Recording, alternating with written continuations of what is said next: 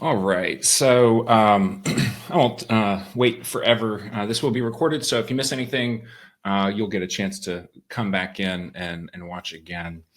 So I want to start out by just sharing a little story about who I am. I know some of you know me pretty well, so this isn't going to be brand new news, but indulge me just a little bit here. So I actually got my start, if we go back prior to my professional career in marketing when I was in high school. So I was in the yearbook club for a couple of years. It was actually a class for us.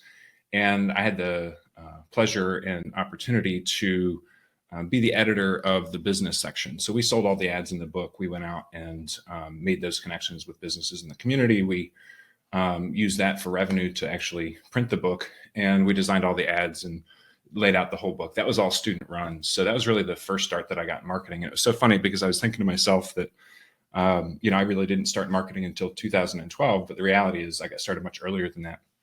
Now, the reason I'm sharing this story is because when I did actually get into business, I was in technology. I ran a sales service and training company down in Williamsburg, Virginia. First two images on the left are the store that we opened in Williamsburg. We ended up opening up two more stores. And this all took place between 2004 and when I started Proxima Marketing Strategies in 2012. And the real reason why this is important at all is because as a small business owner, and I know many of the people here in the room are small business owners, it's very challenging to figure out, what are you going to spend your next dollar on? How are we going to take the next step with our marketing so that we have a high degree of confidence that what we're doing is actually going to pay off? And it's really hard to do before you spend the money. I've done this many times, and as you can see, there's a couple of companies down there that some of you maybe never heard of before, and that's because they were companies that never really got off the ground. So I've had my experience with successful businesses and businesses that never really made it. And with Computer Concepts, that was really the most significant experience that I had. That was, we had a little tiny store in a little tiny shopping center, and we said we're gonna move someplace nicer, and we did, and we're gonna move someplace bigger, and we did. But all through that period of time, we were growing by about 16% a year, starting at less than $200,000 with just 3 people in the store. And over time, we built that. But 16% a year when you're only making 200,000 is a very small amount of money, at least for me. And I'm a hungry person. I'm ready to go. Want to get out there and make it happen. So what ended up happening was in 2009, I got a coupon from Google, and they said, "Hey, come and spin up a Google Ads account. We'll give you $100 in free advertising. You just have to spend 25, I think was what it was. And maybe back then you didn't even have to spend any money." And I said, okay, well, I've tried everything else. Might as well try this. And so we turned on an ad campaign. I stayed up until about 2:00 in the morning, the night that I got that coupon. And the very next day we got a phone call from the ad campaign. And it kind of was a light bulb in my head. And I said, this is where I need to spend my time. So I did. And I left Computer Concepts. I started Proxima Marketing Strategies. And we started doing digital marketing for other businesses because I knew that there was an appetite for that. Now, what ended up happening was Proxima Marketing Strategy was partly focused on events and promoting events and having events for clients as marketing opportunities. And my view was that, we really needed to focus 100% of our attention on digital marketing if we were going to be the best that we could be at digital marketing. So I ended up leaving Proxima and starting Xponent21. And everything we do, we have this mantra here called always be improving. And we have this really strong belief that we've not done it as well as we can. We maybe didn't have all the information when we started. Maybe we just didn't do a good enough job the first go around, or there's some way that we can tweak it to make it better. And so everything we do is really about trying to figure out, is there a way that we can move the needle by just 0.5% or 1%? And so a lot of that is driven by technology. And really to kind of bring this story full circle, I started out in technology. I've been involved largely in technology for quite a while. And what we're kind of seeing is the maturation of technology is really shaping the world that we're in. I've been a follower of tech for a really long time, so I've seen that change happen, and I've seen people going from saying I don't need a website because most of my customers walk through my front door or they call me on the phone, to saying, hey, I need somebody to be optimizing my website so I show up in Google, and I need somebody to be posting on my social media channels so that I can get visibility in the places where people are in the online space today. And, the pandemic has really shifted a lot. It has changed the way that everybody does everything, whether you're going to work or whether you are doing things with your family in a leisurely capacity. And we need to change and respond to those changes and do things better. So this presentation is really about addressing the changes that have happened in the marketplace, recognizing that technology is a really wonderful tool that we have at our disposal. But at the same time, technology pushes us further away from people. And the culmination, of the message today is really going to be, we have to get closer to people. If we want to succeed at influencing the decisions of others and driving our growth in our companies, we really have to tap into, the emotions of other people, the expectations of other people. And that goes across the board. We'll talk a lot about clients and customers today, but really, people are, where we need to put our focus, and technology, can sometimes get in the way of that. So that's the main message, and I'll dig in here to the next slide. So this is kind of funny. I heard this quote one time, and I thought it was a joke. The most important thing is to keep the most important thing the most important thing. This phrase actually comes out of this textbook, Foundation Design Principles and Practices. And I want to say that this was published back in maybe 2000. And, again, I thought it was a joke, but the longer I have kind of walked around with this idea in the back of my head, the more I started to realize there's really no joke to this at all. And the lesson is, when we have something important that we need to accomplish, if we can place that thing and the steps that we need to take to accomplish that thing right at the center of our focus, we have a much, much higher chance of accomplishing that goal. And so, with this idea that we need to put the most important thing at the center of our focus, the mantra for 2022 is that we're going to be putting people at the center of our focus. And with this slide, I say, the most important thing in marketing is people. But, really the most important thing in business is people. If you've got employees, how they are treated and how you care for them matters. And when you step away from work, it's going to be people who ultimately influence the decisions you make and make you feel the way that you feel at the end of the day. So a couple of things that we dug up for this presentation are really scientific facts, some studies that we've gathered from across the science spectrum. This one is really kind of interesting. I'm just going to kind of go rapidly through these, but basically oxytocin is a chemical that's released in the body when certain things happen. A lot of times lately in headlines, you may have seen that, physical touch drives that, or, just physically being in the same room as somebody drives that. But there's a lot of things that come from social interactions that drive oxytocin. And this particular study indicated that as oxytocin levels increased, the response rate that we got, or that this particular study got for the public service announcements they were releasing, were much more effective. And in the reality, and there's more data on this, but the reality is oxytocin, we want to see if we can't increase the levels of oxytocin. If we can do that, we're going to have a much more effectiveness in our marketing messages. Another one, positive social interactions promotes trust. So talking about, what happens when we have this boost in oxytocin, we're actually increasing the level or the ability to communicate, collaborate, and trust others that we're interacting with. So we want to see, what are the ways that we can utilize to increase that level of oxytocin in the people who are consuming our message. This is another one that came out of NPR, and I'm sure there's a study behind this, but the scientists in this study basically found that as a storyteller told a story, the listener's brainwaves actually synced up with the brainwaves of the storyteller. And again, I think this really just points back to the previous slide of that increase in oxytocin increases the ability for us to trust one another, and that's something that we really want to drive home. Here's one more from the I don't even know. So Proceedings of the National Academy of Sciences of the United States of America. Okay, so this one was, again, driving home the point about storytelling. And this one's a little bit different because it takes into consideration pain. They were able to find that when engaged in a story, there was an increase in oxytocin, and they reported a decrease in pain in the language they used to describe the experience they had. They use more positive language as well. So again, still driving home this point, we really want to increase oxytocin, and storytelling is a really great way to do that. Everyone loves a story. So as you can recall, I started this whole presentation with a story.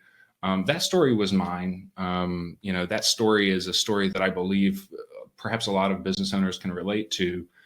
Because we're all kind of struggling through this, and I've told that story probably various versions of it hundreds of times throughout my life. It's kind of my origin story, if you will.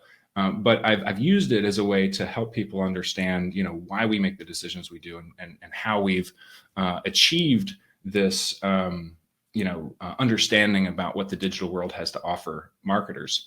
And so I hope you enjoyed my story, and a lot of what we're going to talk about today again is let's use stories as a way to increase that level of oxytocin, drive clarity, and help people understand that we're here to help them. So let's talk about stories. Stories are effective for a lot of different reasons. We have a lot that's going on in our brain, a lot of active thought that we're shuffling through inputs that come in from our inboxes and things that we see out in the world, things that we're thinking about that happened yesterday, things that we're thinking about that are going to come up. But we're always looking for cues from other people because we are social animals. We're going to if we see a bunch of people running in a different direction, we're probably going to follow them because there's some danger that people are running away from. That's kind of what our brain tells us. We also, in order to understand new concepts, we have to focus our attention, and it's difficult for a marketer to really get somebody's attention.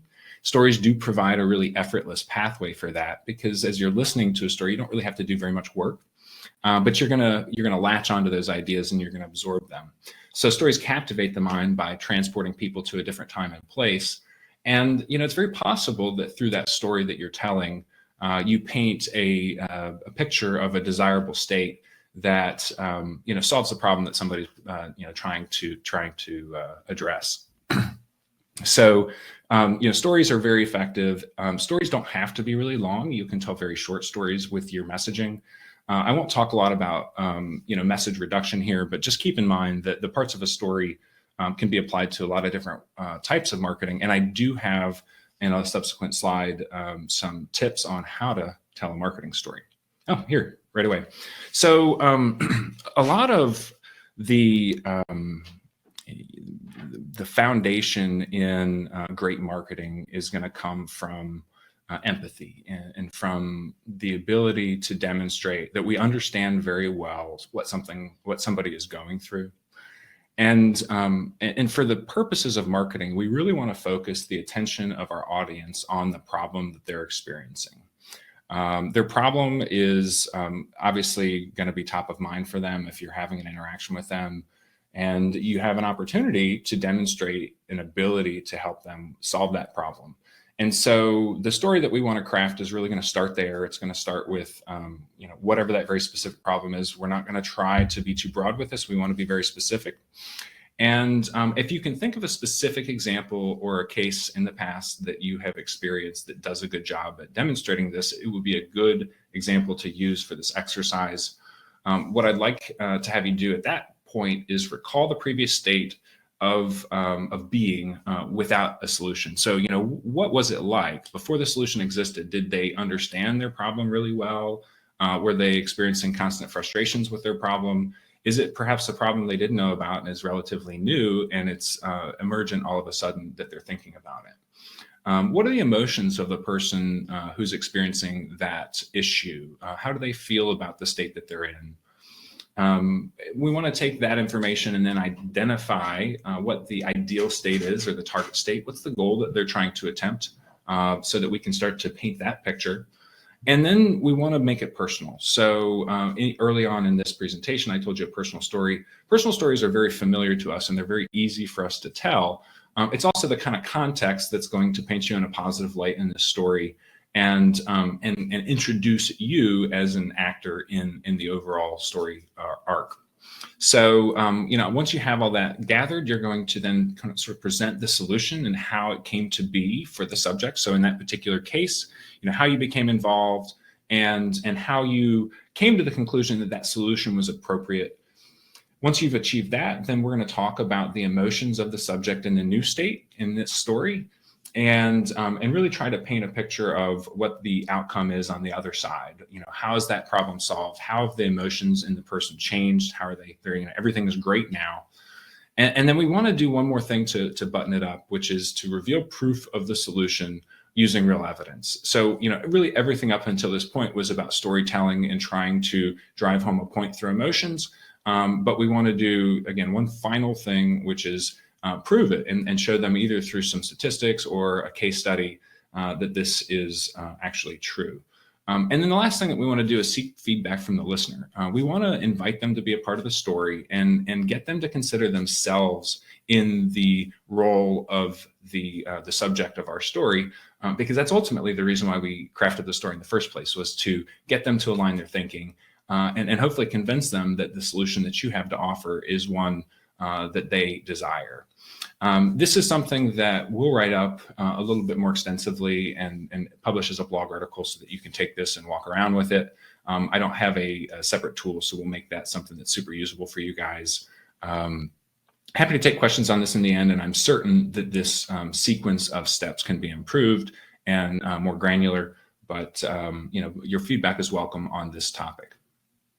So you have your story. Now you've got to figure out, well, how are we going to get that story out there? And there are a lot of different delivery vehicles that are available to you today, just as there always have been.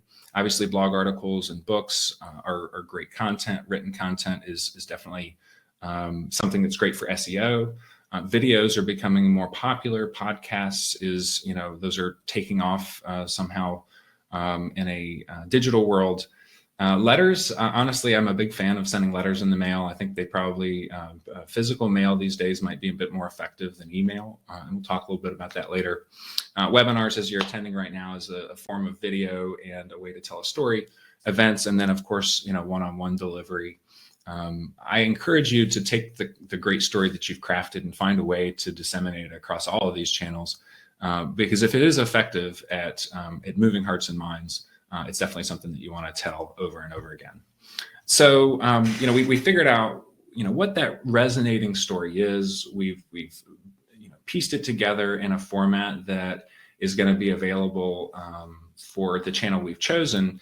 And now what we want to do is think about, what is the experience for that listener? What happens next for them? And have we kind of teed up a world where they're going to be able to take the next steps? So, again, we've captured their hearts and minds, and this is a really pivotal moment for us. We are really trying to accomplish with this story, establishing trust. People do business with people they know, like, and trust. They know us. Maybe they like us. Maybe the story has really helped. But if we've conveyed the message, then hopefully we've achieved trust. Everybody ultimately is trying to seek safety and comfort in the decisions that they make. And so they're looking for cues to decide whether or not taking the next step is going to make them safe and it's going to be comfortable for them. So what we need to do is obviously demonstrate an ability and a willingness to help. And we need to do that persistently. People will not always lean in because they're busy. They've got things going on in their world. They've got a million emails. They've got new employees. They've got people quitting. Lots of things going on in the world today. And we'll talk about some strategies to deal with that here shortly. But persistence is definitely a key for driving that point home. And then, really, I think that along with that message of persistence, when you act with intention, people notice. Persistence is a form of intention. When you reach out to somebody half a dozen times to ask them for their response to your question, they're going to know that you've done that manually 6 times and you're really interested in getting to the bottom of it. They're going to know that you haven't given up on them quite yet. And that's something that, perhaps at some stage of a relationship can be a little annoying, but if you've done everything else right, hopefully they will appreciate it. So intention is authentic. So we'll talk a little bit about how we can be intentional with our communications in this slide. So there's a bunch of tactics that we absolutely need to use when it comes to being intentional with our messaging. And I'm just going to pull up a note here quickly on my other screen, because I feel like I was going to say something on that previous slide and I don't have my notes. So give me 1 second. Okay, so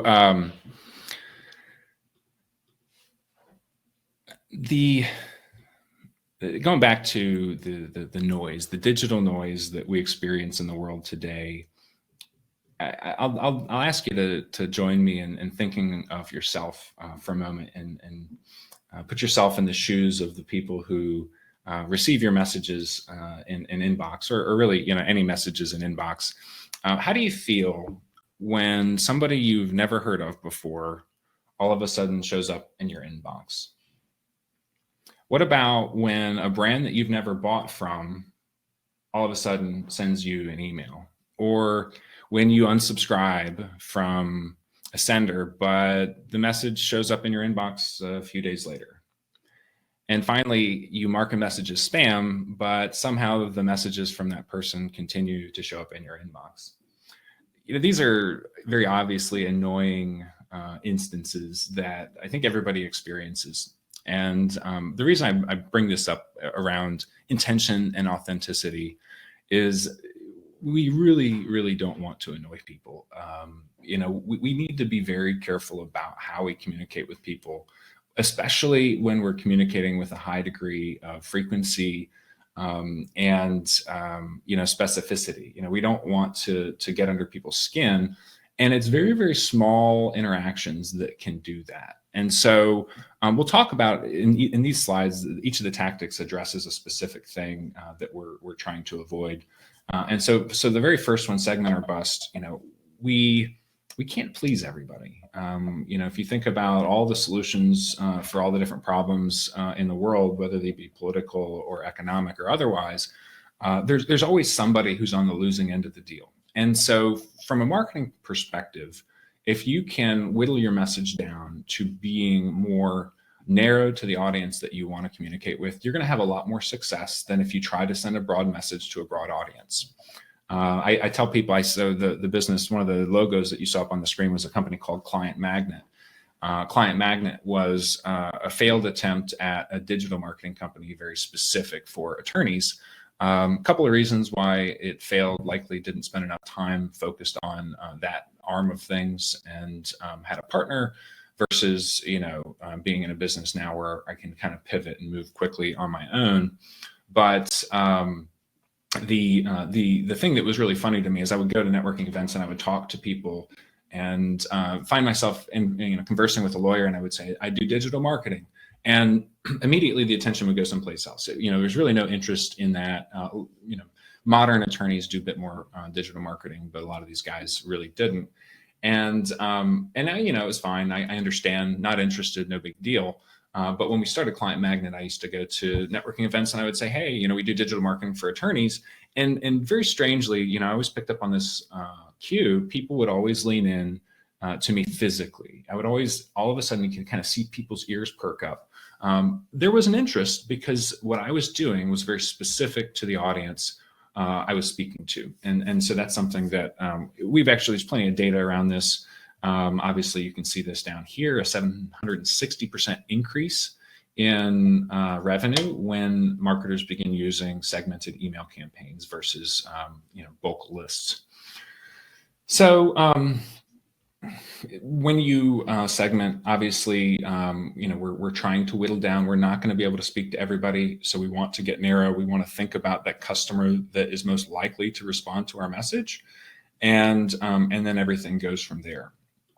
So I'm going to get here. So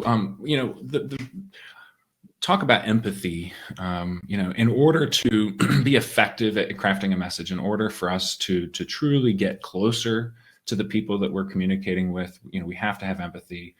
We have to listen to as much evidence and information and feedback and insights as we can in order to truly demonstrate to other people that we're here for them. So what is it that people are saying? There's a lot of great tools, and we'll talk about some of those tools here in a minute, that allow us to either kind of at an aggregate level take a look at what people think, or really get into the weeds and understand very specifically how people respond to the different experiences that you deliver through your service, or even just in your sales or marketing process. Thinking about and taking time to consider the experience and the feelings of the people will have along that timeline. So if it's from the very first moment you've ever met them until the moment a sale takes place, there's a pathway that people take, and that pathway is linear, and we are going to have the opportunity to insert ourselves in that pathway at some stage potentially, and the better we tell the story to align with our audience, the more they're going to respond and latch onto those ideas and believe that the solution that you have is one that's right for them. So we're taking that idea of putting yourself in somebody else's shoes and doing that at every step of the touch, every step of the journey. We actually use this idea in our business called the pathway from pain point to profit. For every customer with a pain point and every business with a solution, we want to try to map the thoughts and ideas and feelings and frustrations of our subject and try to mirror that back to them through storytelling and multiple touch points across channels to demonstrate that we do understand, and subsequently that we're able to help them. So we want to be consistent with our message. We want to have as high touch, high frequency as we can, but obviously we don't want to annoy people, so we've got to take that into consideration. We want to be timed properly. We want to make sure that we are at the right stage of the journey in our communications, that our subject is in solving their problem. We want to think about the other people who might potentially be influencing our audience so that we can address those concerns, whether they come up to us or not. We have the ability to insert ideas at convenient times when we have an inkling that perhaps someone's considering a competitor or perhaps a non-competitor solution to their problem. Knowing whether we broke through and using that to ensure that our message is progressing perhaps is going to be important. And then again, just making sure that we are persistent, but not too frequent, at least maybe with email or some form that's intrusive, text messages, phone calls, some of those things that we're all dealing with that is a bit overwhelming today. Intelligence is essential, and this one is I think probably one of the big pinnacles of this presentation. The more we know about the prospects in our pipeline, the more we know about how our audiences are responding to the things that we've put out there in the world, the better we're going to be able to respond to that through tests and changes and optimizations that enable us to deliver an even better experience for our customer. And so, one of the things that's important about this is this, there's a slide down here, a brief text from an article that I captured, and it really talks more about gathering feedback from people and how people, generally will have a good intention to provide that feedback, but it's really hard to get people to respond. And so, understanding that people are going to require multiple prompts in order to get them to take action, whether it's responding to a survey or something else that's more valuable to your organization, that persistence that we need to achieve, matters, because we don't know if we've captured them at the time that's right, or at the time that their pain is the greatest, or at the time that they've got the resources to do the thing that needs to be done. So, again, the intention is always there, but people don't necessarily behave quite the way that they intend. So, the intelligence that we can gather through technological tools really enables us in sales and marketing to be better at timing things, at having the right message. And so knowing when somebody is engaged with what it is that we're asking them to engage with is extremely valuable. And we'll talk about some tools that make that available later. Knowing that somebody is even engaged at all is extremely valuable For instance, did your message go into their spam box, or, did they open it and decide that it wasn't something that they cared about? Knowing how engaged an audience is, how much are they leaning in? How much are they paying attention? How much do they understand? And knowing how an audience is engaged. What have they engaged with? For how long? How frequently? And any other details on the specifics of their engagement can be very, very beneficial. And then lastly, being able to respond appropriately when the audience is engaged takes us to the importance of timing, which I believe is really truly everything. They say strike while the iron's hot. Well, the reality is the iron's not always hot for everybody at the same time. And so we have to use technology. We have to find ways, not necessarily technology, but we have to find ways to be able to strike while the iron's hot. Technology does enable that. And a couple of things that are extremely available today in the marketplace. And again, we'll talk about some of these tools. First is automation. Automation allows us to time things better because we're responsive to the actions of our audience or our subject. And intelligence also enables better timing because as you know that people are engaged, as you know how they're engaged, it changes the way that you can respond to them and increase the likelihood that that they take the action that you hope they'll take. So the last thing on this section is of intention is the quality of your content. So there's this idea I've heard, when you interact with somebody in the world, you're either adding to their bucket or you're taking away. And the idea is, excuse me, is that if you insult somebody or you gossip or you do something that's generally socially negative, you're very likely going to take away from somebody's bucket. And it's been said in this context that you're going to take away from your own bucket as well when you do that. However, when you do the opposite, when you add to other people's buckets, you add to your own bucket as well, because you're really creating that positive energy. I believe that's true. I think the way you treat people definitely is going to shape the way that they respond.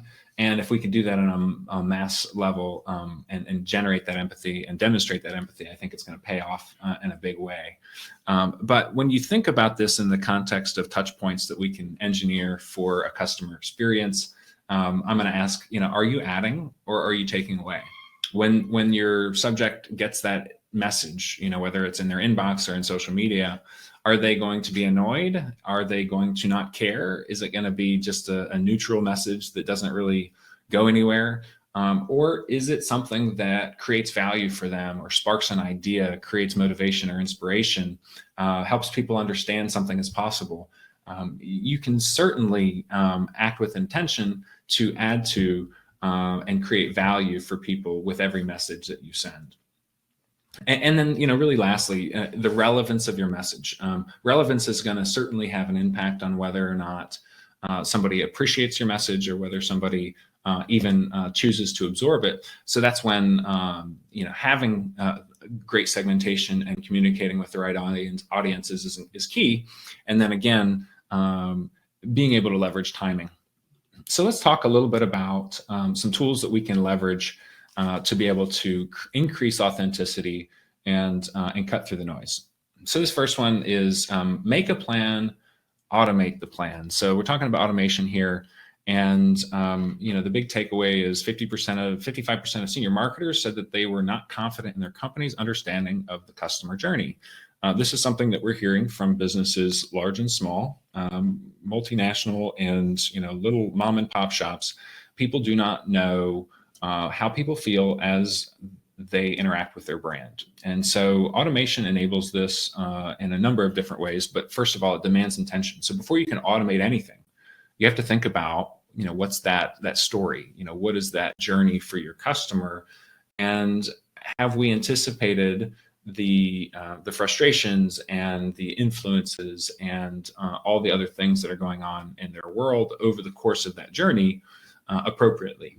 And so in order to automate, we have to think first and put ourselves in our customer's shoes.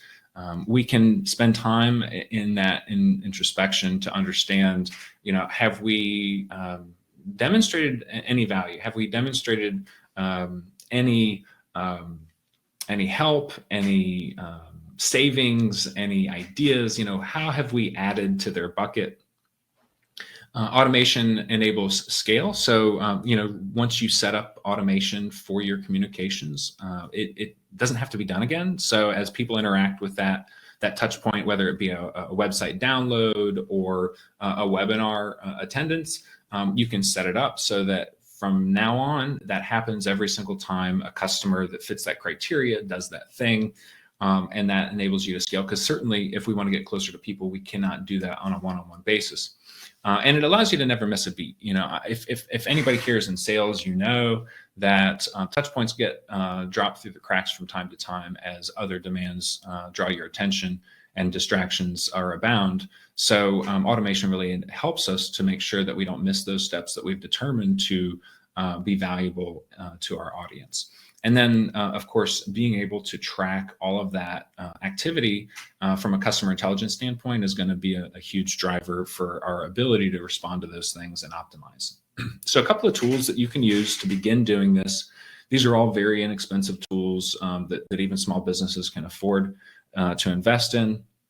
Miro is a really great customer experience mapping tool that helps you to think about the different stages of your customer journey and think about all of the things that influence them and the things that they're thinking about, the way that they're feeling, how you want them to feel, the tactics that you're going to be able to leverage to do that, any opportunities that exist at this phase that need to be leveraged. Miro is a great tool for that. A couple of other tools that I don't think I touch on these ones. Similar functionality, FlowMap we use for mapping processes as well as mapping customer experiences. Figma has some other similar capabilities. And from a listening perspective, we talked a little bit about how we listen. Marketing automation provides that listening capability. So again, having the ability to know when somebody opens an email or interacts with your social media content is really great. But there are some other tools out there available to you so that you can see what is popular outside of your sphere of influence. What other content is trending online, and any sort of third-party sources of information that you can kind of automatically peruse to think of ideas for content for your own website. So BuzzSumo, Sprout Social, and Buffer all have some similar and overlapping capabilities to help you, just listen outside of what's going on in your world. SharpSpring is the tool that we use. I know some people on this call have SharpSpring installed. This tool is getting better all the time, and it just recently got purchased by Constant Contact, so hopefully it gets even better than that. But there are a lot of different automation platforms out there, and we're not particular about it. If you have something installed already, obviously you want to use it. HubSpot, MailChimp, Keep, and Microsoft Dynamics are all examples of this. But to kind of give you a sense for what this will do is it's a CRM, and these are features that are really spanning across these tools. It's a CRM, so you can keep your customer data all in one place and act on it appropriately. It's a customer intelligence platform, so that as you interact with your customers, you're able to see those interactions and understand how they are engaged, so that you can respond appropriately. Email marketing, content marketing, journey mapping, which we saw in this previous slide, an example of kind of how you map out the steps in a sequence of content marketing automation. Marketing automation, just said that. Scheduling of calls. This is a really cool thing. I know some of you who are clients of ours use this regularly to book calls with your strategists. This is really kind of taking a lot of the manual back and forth out of scheduling, and that's a frustration for people. So that's a big addition that you can use to increase your success rate. And chatbots are another way that you can kind of create an automated experience for people who have questions that you can easily define answers to in an automated sequence. So, again, multiple automation suites out there. Automation is a big lift. You do have to do the pre-work, the the research on your customer. You have to understand what influences their decision making. You have to, survey people and interview people to find out how the touch points you have with them are impacting the way they feel. You can certainly make assumptions about those things, but it's never going to be as good as the real data. And so, there is a good bit of a lift here. But if your business is growing and you anticipate continued growth, this is absolutely going to be on the horizon for you, whether or not you do it in 2022 or beyond. It's absolutely going to be a necessity that we automate more of the mundane things that really just don't require human intervention. So the last one in the chunk of three big ideas is video, and really, I think the pandemic has been the biggest driver of this, is pushing everybody to remote work, social distancing. We have less social interaction, and an increase in digital communication, more Zoom calls, more emails, more Slack messages. This is why we're talking about this today. It's hard to get in touch with people. It's hard to have those interactions that are going to drive the oxytocin levels up. And if you can't have the touch points, it's really difficult to sell to. So, as we look to the future and we try to figure out what it is that's going to move the needle for our businesses and our clients, certainly the metaverse is on the horizon. It's something that we may all find ourselves sitting around a virtual table, talking to one another and having this conversation, as opposed to through a screen like this. But that's still a couple of years away, maybe a few. And we can't count on it. But there are some solutions that are available to us specifically through video that enable that oxytocin release. So obviously email is annoying. People don't answer the phone anymore. Video offers a novel form of communication that can increase that level of oxytocin. So using video early in a relationship is going to be a really great way to connect and to get attention. It's a great way to show somebody something of value, and it can enable you to be timely and responsive by having some customer intelligence. So we'll talk about some tools that enable you to do that. But some of the reason why we like video today compared to other types of content are motion attracts. It is definitely something that turns heads. Audio is the same way. And when we're talking about video that has on-screen captions, that act of reading, it comes naturally. If you've ever thought of, you find yourself watching an English television program with subtitles, and you find yourself reading the subtitles even though you understand the language, that's what we're trying to tap into with that idea. So the way that you can supercharge your email with video, this is an example of a welcome, this is probably an example of a show and tell video that I sent to a client with a sitemap to their website, because I wanted to explain the choices that we made and the strategy behind that sitemap. And so we were able to spend a few minutes going down into the details. So some examples of ways that you can use video to enhance your email is to just say thank you. Hey, I appreciate the time on the call today. I really appreciate it. And, get a little bit of FaceTime, demonstrate who you are, show that you're a real person who cares, and speak directly to them. It's a really great opportunity to drive that oxytocin level up. A welcome message is a great way to use video if you have a new relationship with somebody and you just want to introduce yourself, and again, kind of break through that barrier that we know is all too common these days. Show and tell, it's a great way to show off your expertise and pinpoint maybe some flaw or gap in their existence, or what they understand online, or anything that you can bring up on a screen that you want to show off and talk about in a recording. And then lastly, we can tell stories with video, and it doesn't hurt to give that a try. So some of the ways that you can enhance your website with video. So again, we'll talk about some tools that you can tap into here in a minute. But with your website, there are a lot of different ways to use video, and I know that some of you already are, so I'll move through this one pretty quickly. But welcome videos, there's a cool tool that we found that we want to tell you about that you can use. Explainer videos are very effective and probably the most common form of video on websites. Animation is a shorter form of video that can be utilized, and of course online courses.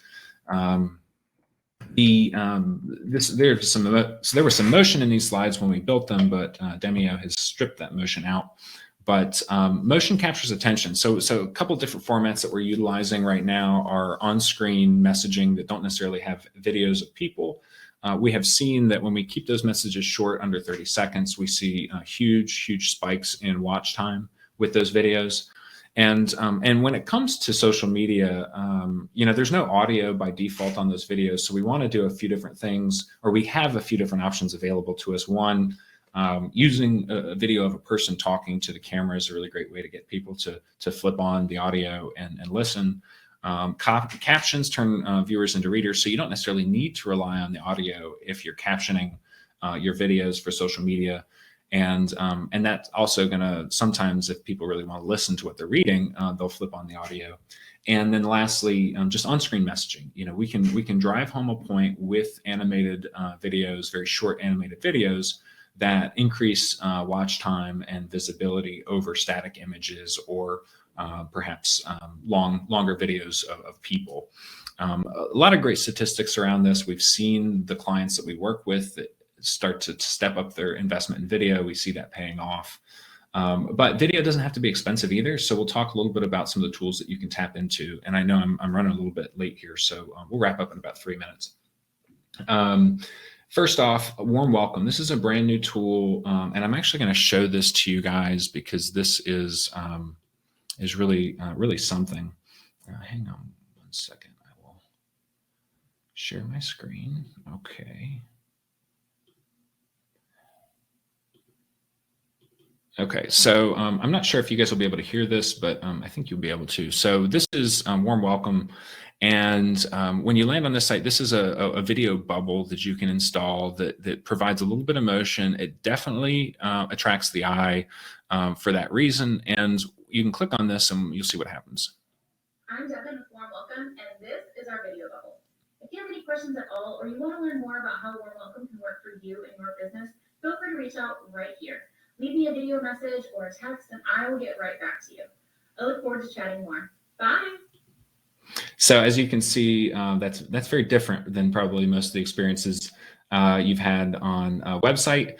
How long that sort of thing is going to work and not become overdone, I'm not quite sure yet, but I think right now it's still new enough to the marketplace to where you can really move the needle with something like that.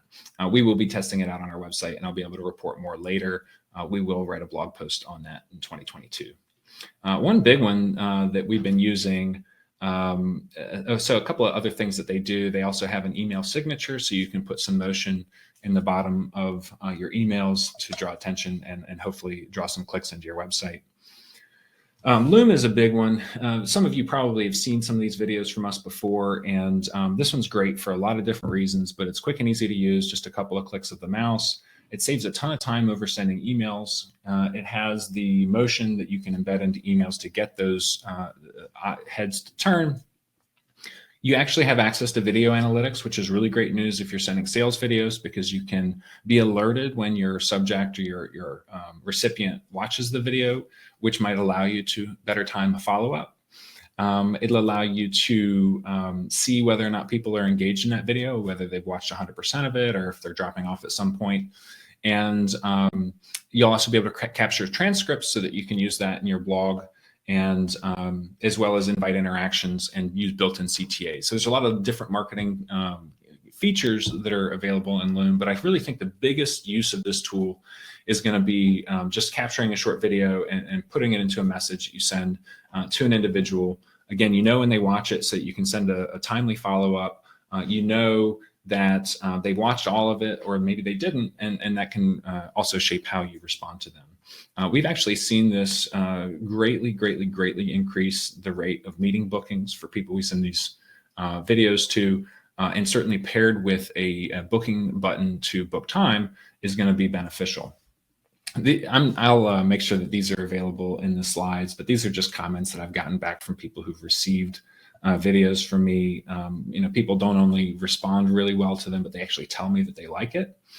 Wisty is another great tool that you can use to host video on your website, and you can do things like gate content so that people have to subscribe to watch your video content, or insert links to outside content, or organize content into channels so that people can watch grouped content together in a player on your website. So that's a really great tool for customer intelligence and being able to create better content. One last one that I'll talk about here today is LearnDash, and not talking a whole lot about this, but you can create free courses, you can create paid for courses. These are really great ways to extend value to an audience. If you're trying to think of how you might create value for somebody that you're trying to sell into or market to, free courses are a really great way to convey value, to demonstrate your willingness to help, and to really achieve the clarity that you're hoping you're going to get from your audience. So what happens next? This is really up to you. I welcome questions. I've got 9 minutes left here, and I can hang out for a few minutes afterward. But yeah, what kind of questions do you guys have? What are you thinking for 2022? How do you see yourself utilizing this technology on your own website? I'm open to discussion and questions.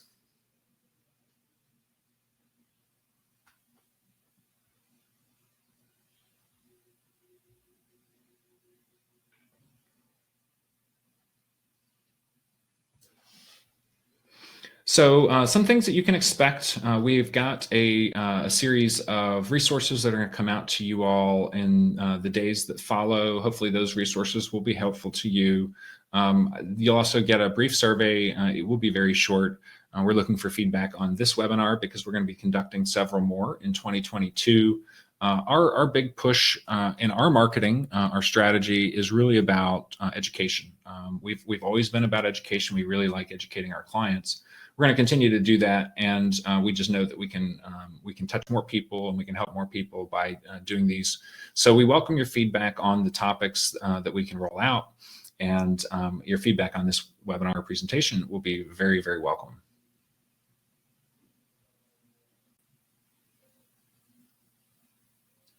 So I've got a question from Karen. She says, so we're hoping to create a video for our members to walk them through our website so they are more aware of member benefits. I'm aware of Loom. Is this the one you would suggest for doing this? So I might look for potentially a different solution, a couple of different things to think about. I suspect that there will be something that would allow you to put explainer videos by page on the page that people are visiting, so that you can record different videos depending on where people are on the website. Loom might be the way that we actually capture the video, because it's a really easy to use tool to both capture your video and audio and your screen at the same time. So from the angle of capturing it and doing a show and tell, I think it's probably great. But as far as how you actually put that video up online, we might think differently about how to do that. It might be appropriate on the page alongside the content, or maybe in addition to video, a guide could also help, where an on-screen message would pop up and say, you know, this is what you should do here, this is what you should do there. But I think that from a very basic level, Loom is probably the best tool that you can use to do the screen share. And then as far as how you get that published on your website, we can certainly talk about different strategies for that.